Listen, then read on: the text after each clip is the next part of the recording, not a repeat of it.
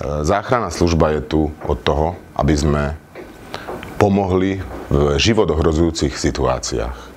Pokiaľ ten laik vyhodnotí, že to pre neho je životohrozujúce, alebo ten stav, ktorý chce zvládnuť, je životohrozujúci, zavolá na to číslo, ktoré som pred chvíľou spomínal, 112 alebo 155. Povie a poradí sa s operátorom a pokiaľ by to nebolo vážne, tak operátor ho usmerní.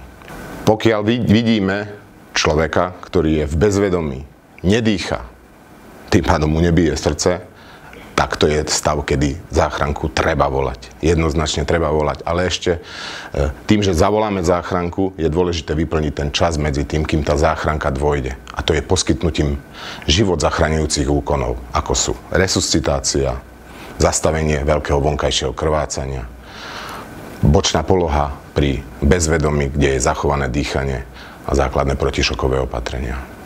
Pokiaľ si nie ste istí, či volať alebo nie, volajte a poradte sa.